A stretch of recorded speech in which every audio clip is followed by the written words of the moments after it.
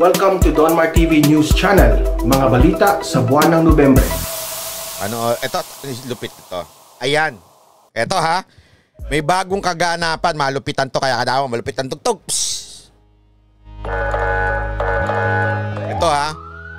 Wala nga nag-dialysis. Ay ma'am, okay po. Sabihin nyo na lang po. Sabihin nyo, sabi ko na buti na lang ha, para hindi siya mapahamak. Kasi pag, alam mo, siyempre pag nakikinig ka sa fake news, mapapahamak ka eh. Tendency mo, idaldal din yun eh. Tapos, pag nag-post ka, isipin mo, kunwari nakikinig ka sa fake news. Naniwala ka, ipinost mo, ishiner mo. O di pati ikaw fake news. Delicates yun. Ito ha. Nagalit si Pulong. Ha? Bakit nagalit si Pulong? Oh. Pinalitan ba si Defensor? I think so. Hindi pa ako sure. Ito ha. So babasahin ko sa inyo bakit nagalit si Pulong. Okay? Para makita nyo lang. Ito ayan. Ayan. Okay? Presidential son, Davao City Representative Paulo Duterte has said that he would distance himself from the majority bloc in the House. Okay? Ibig sabihin nun, yung majority bloc, yun yung partido ni Velasco o yung pinaka-partido ni Velasco. Yun na nga yun. After he felt that some of his colleagues question his loyalty, presumably to Speaker Velasco. Ano ba nangyari? Ito, sinabi niya. Ayan ha. Nagalit na si Pulong. Maraming salamat po for taking care of me dito sa politika ng Metro Manila. Halatang irritable na eh. Sana po hindi nyo i-question ang loyalty ko. Ha? Kasi yun na lang natitira sa pagkatao ko pagkatapos sinisiraan ng mga kalaban ng tatay ko nung tumakbo siyang presidente. Frankie San, thank you for all your dedication, love, and support for our kababayans. Always listening, enjoying your vlogs. Konting tulong lang po. Salamat po! Thank you, Sir Frank Som. Frank Som. Sam o Som? Frank Som. Okay po. He continued, sorry to say, but I have to distance myself now po, pati sa ruling majority. Ha? Pag kayo hindi pa nagising, mga kayo ha, kayong mga kaalyado ni Velasco dyan. Pinahiya. Ano daw uli? Sorry to say, but I have to distance myself na po pati sa ruling majority ng HOR, House of Representatives. Pinahiya at na-question na po ang loyalty ko. Isipin nyo to ha. Nung kay Speaker Cayetano ito, sobrang tuwan-tuwa nito eh. Bakit ngayon ipapahiya? Sa bunganga po, ito siya nagsasalita nito ha. Sa bunganga po ni Congressman Maguda Datu at Congresswoman Sharon Garin. Mababalitaan niya po yan mamaya agad. Nagalit na. Ito kasi galing mo ito, meron nung kasing meron nung Viber group ang mga congressman na screenshot. Representative Duterte was referring to Maguindanao Representative Ismael Mangado Dato and Ambis Owa basta mahaba Party List Representative Sharon Garin. Ito pa, dinagdag niya. The source said Garin was at the same table as Pulong. Ito yung nag-birthday. Ito si Velasco. Nandun sila. Okay? Nandun si Pulong. Nandun si Sharon Garin. Parang merong daw konting sigawang naganap. May pagtatalong naganap. Ito po ang kanyang description. Yes po, nagkagulo. Sabihin ko na dati at lumuhod po ako na humingi ng tawad kay Speaker. Ito yung kay Velasco. Maraming salamat po. Yes, there was a commotion. I was on bed in this asking for... Ito ha. Garin is known to be a close ally of Velasco. Ano? Ganito lang kasimple yan ha. Patutunayan ko sa inyo kung bakit may saltik si si Thinking Pugok. Ha? Di ba naalala nyo? Si Thinking Pugok yung banat ng banat tungkol dyan sa Dengbaksya. Naalala nyo, sinabi niya pa noon na kung sino man ang senador na lalaban sa Dengbaksya ay Ikakampanya! Kala mo talagang may advocacy, talagang ilalaban ko yan. Basta ilaban ng dengbaksya. Di ba? Sino yon? Si Sharon Garin yun, di ba? Galit na galit siya doon. Tama mali. Tapos ngayon, kaalay ni Velasco, si Garin. Bakit? Love na love niya si Velasco. Sa halaga, mali. Sorry. Sa kahulugan pala, hindi halaga. Sorry, kahulugan, ha? Anong kahulugan nito? Sige, kayo na. Yan ang problema ko sa inyo pag naniniwala tayo sa fake news. Kasi may karga eh. Yan ang sinasabi ko sa inyo, wag na wag tayong maniniwala sa isang taong alam nating ganun. Isipin mo, baluktot eh. Kaya nga sabi ko nga eh. Ito, honestly, I keep on saying this to you. Okay? Sabi nila, ikaw, Banat Bay, ba't ka nasa YouTube? Para may kita ka habang nagbablog ka. Abay, mas okay na dito. Mas okay na kumita ako dito kaysa naman, hindi nga ako nag-YouTube, nagsusurvive ako. Palipad-lipad ako ng ibang bansa. Sige nga, ho? Di ba? Kesa yung isa kang vlogger, ha? Pero ginagawa mong probinsya ang ibang lugar, ang ibang bansa. Saan mo kinukuha yung pera mo? Palipad-lipad ka.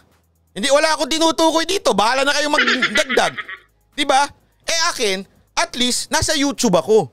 Kung meron man akong source of financial, nasa YouTube. Sa inyo, kayo. Hindi ako lumalapit sa mga politiko. Dahil ayoko. Nag-uusap nga kami ni Sir Randel Sabi ko nga pag 2022, iwanan ko na yung politika. Walang Sabi ko, pag wala na si Pangulong Duterte, iwanan ko na yan. Dito na lang ako sa YouTube.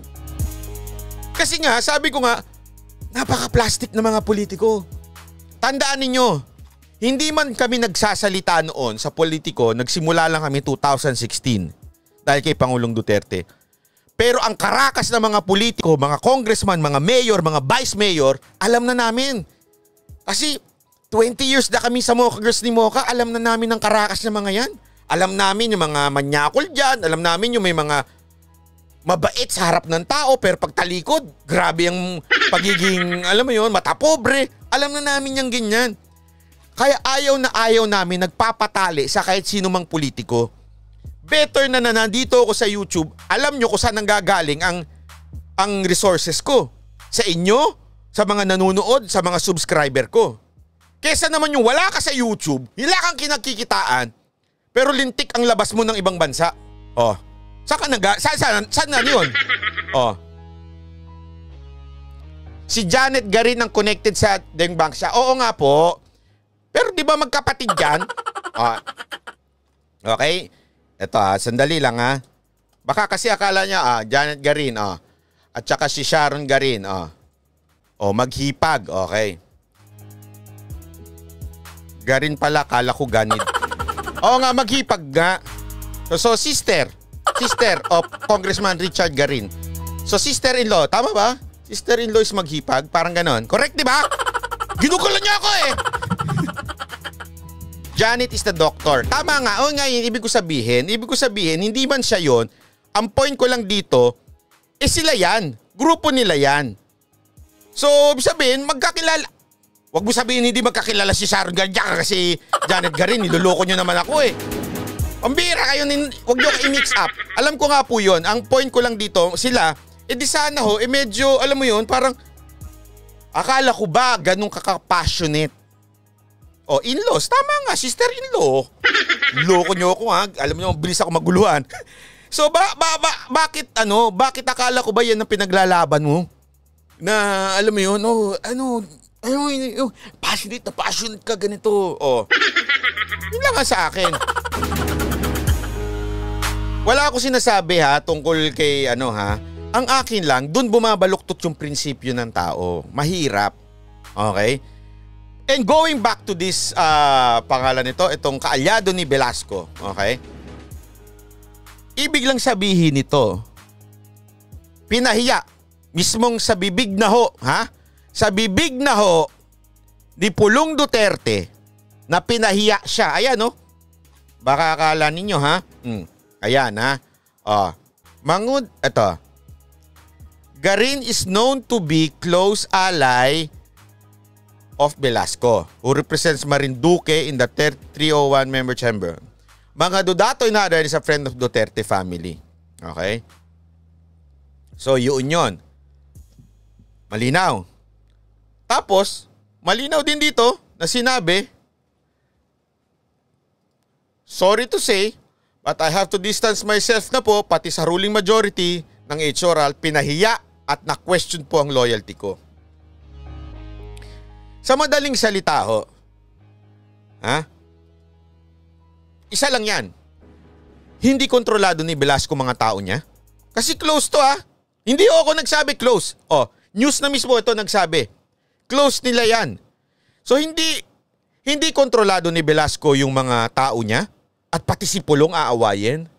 Or baka naman, hindi ko sinasabi baka naman,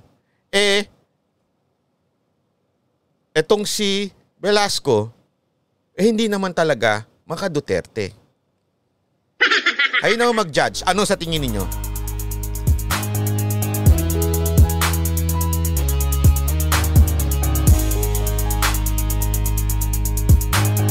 Sabi nito, Janet Garin is good woman while Sharon Garin is the culprit in pabor sa Makabayan Block.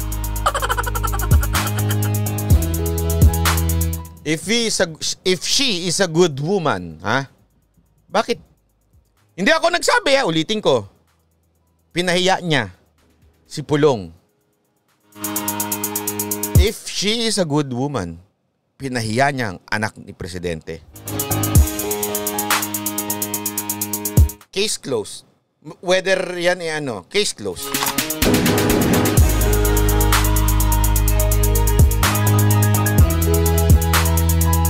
Sabi nito, tama, si Congressman Camille Villar di tinanggap yung binigay na posisyon sa kanya, kakaya si Velasco plastic yan ugali. Kaya nga dalawa lang yan Hindi niya kontrolado yung tao niya. Yung mga kaalay ni pangalan nito ni Velasco, alay niya yan, di ba? Or hindi naman talaga maka Duterte si Velasco. Nagpapakitang tao lang. Kayo na lang bahala. Kayo na akong bahala. Sabi ko nga sa inyo we will watch. We will watch while the person is committing mistakes. Sinabi ko na sa inyo, sablay yan noon pa lang. Alam ko namang, sabi ko talaga sa inyo, sablay yan.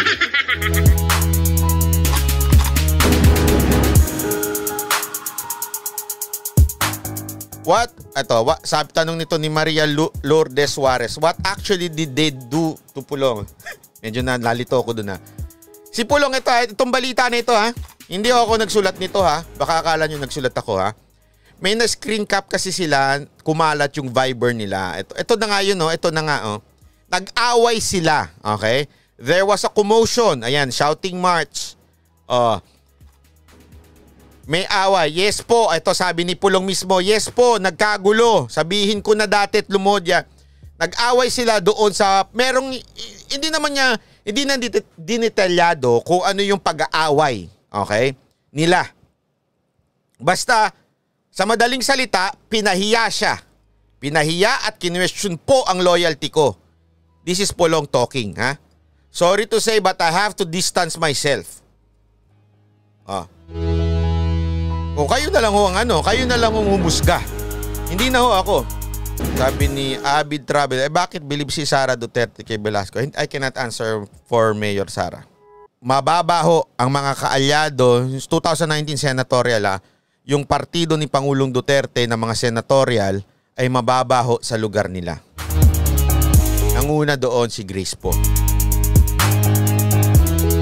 Sino ang kaaway niya? Si Mga Dadato at si Garin. Both. Ang kaaway niya muna si Garin. Okay?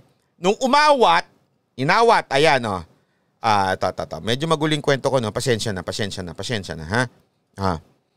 Inawat siya ni Mga Dadato na nagalit din siya kasi parang napahiya. Okay? Ito. The source Garin, who was at the same table as Pulong, offended him when she made a remark on his recent designation as chairman. So parang nagsalita ito si Garin, nagalit si Pulong, nagkaroon ng away, but si mga Dodato nag-intervene in behalf of the lady. Sabihin, umeksena, but Davao Congressman, but kasi may mga ganito pang pagsalita, but Pulong took Mango Dodato's gesture the wrong way as well, causing things to escalate. Sa madaling salita, inawat daw. Pero ang basa ni Pulong, which is wala tayo doon, okay, hindi natin pwedeng sabihin, ang basa ni Pulong, kinampihan ni Mango Dodato si Garin doon sa awayan. Yun ang base ho dito sa ating binabasang galing sa Manila Bulletin. Okay? So malinaw na ho.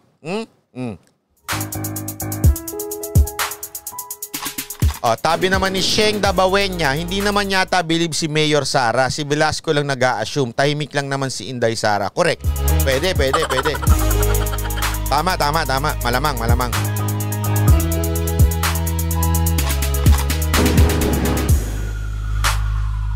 Si Velasco lang ang nagpapasira sa pangalan ng mga anak ni PRRD, sabi ni Mama Bear. Ay nako.